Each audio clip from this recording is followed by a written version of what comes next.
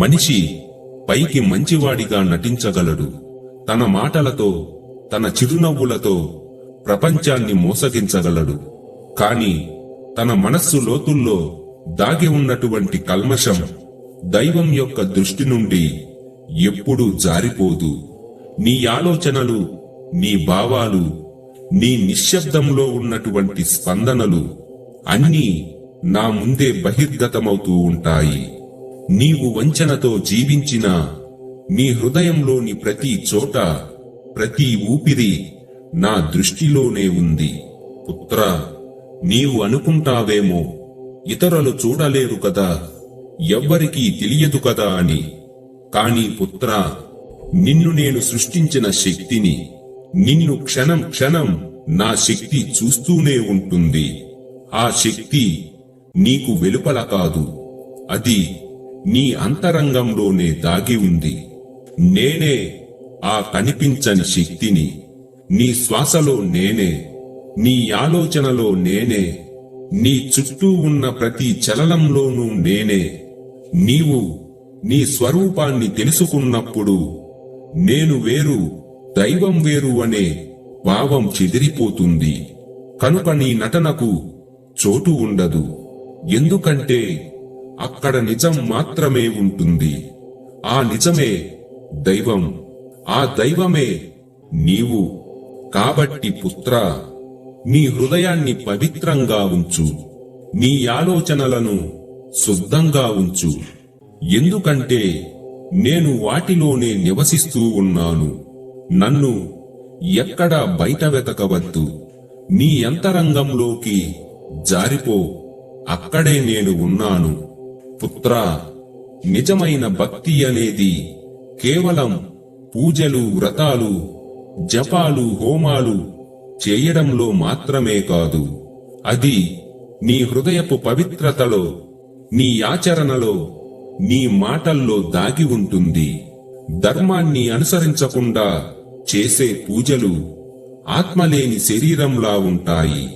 అవి రూపం మాత్రమే కలిగి ఉంటాయి, కాని జీవం ఉండదు.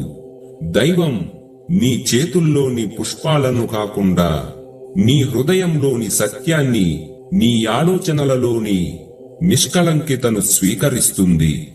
నిజమైన భక్తి అంటే ప్రతి జీవిలో భగవంతుడిని చూడగల దృష్టిని కలిగి ఉండడం, ప్రతి పరిస్థితుల్లో ధర్మబద్ధమైన మార్గాన్ని ఎంచుకోవడం, ప్రతి క్షణంలో ప్రేమ, క్షమ, కృతజ్ఞతతో జీవించడం. ధర్మం నుండి పుట్టిన పూజ మాత్రమే భగవంతుడిని చేరుతుంది. ఎందుకంటే ధర్మమే దైవానికి దారితీసే మార్గం. భక్తి అంటే ఆ మార్గాన్ని నిశ్శబ్దంగా, నిబద్ధతతో నడవడం. పుత్రా, భక్తిని హృదయంలో పెంపొందించు. పూజను నీ జీవితంలోని ప్రతి చర్యలో చూపించు. అప్పుడు నీ జీవితం స్వయంగా ఒక ఆలయమవుతుంది. నీ మనసు ఒక దీపంలా వెలుగుతుంది. పుత్రా, పూజలు చేయడం, ఉపవాసాలు పాటించడం ఇవి ఆత్మశుద్ధికి మార్గాలు మాత్రమే. కాని నీ మనస్సు అపవిత్రంగా ఉంటే ఆ పూజలన్నీ వెలితిగా మారిపోతాయి. దైవం నీ చేతుల మీదుగా చేసే కర్మను చూడదు, నీ హృదయంలోని నిబద్ధతను చూస్తుంది. ఒక మనిషి రోజూ పూజలు చేస్తూ తన యొక్క మాటల్లో భక్తిని చూపించినా తన ఆచరణలో మాత్రం మోసం, అన్యాయం, స్వార్థం నింపుకున్నాడు అంటే ఆ భక్తి దైవానికి చేరదు. ఎందుకంటే అది నిజస్వరూపం లేని భక్తి కనుక.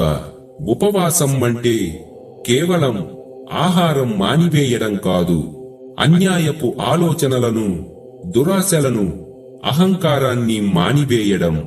ఆత్మను శుద్ధి చేసుకునే వ్రతమే నిజమైన ఉపవాసం. కాని ఎవరైతే ఉపవాసం చేస్తూ ఇతరుల యొక్క హక్కును దోచుకుంటారో, అన్యాయ సంపాదన చేస్తారో వారి ఉపవాసం శరీరానికి సుఖమవుతుంది, కాని ఆత్మకు లాభం చేకూరదు. పుత్రా, భక్తి అంటే దైవాన్ని అనుసరించడమే కాదు, తను అనుసరించిన జీవితం మార్చుకోవడం. దైవం నీ పూజా మందిరంలో కాదు, నీ యొక్క నిష్కలమైన హృదయంలో నిలుస్తాడు. నిజమైన పూజ అంటే సత్యం పాటించడం, ధర్మాన్ని నిలబెట్టడం, ప్రతి చర్యలో న్యాయం చేయడం. అప్పుడే భక్తి ఫలిస్తుంది. అప్పుడే దైవం నీ జీవితం వైపు సంతోషంగా చూస్తాడు.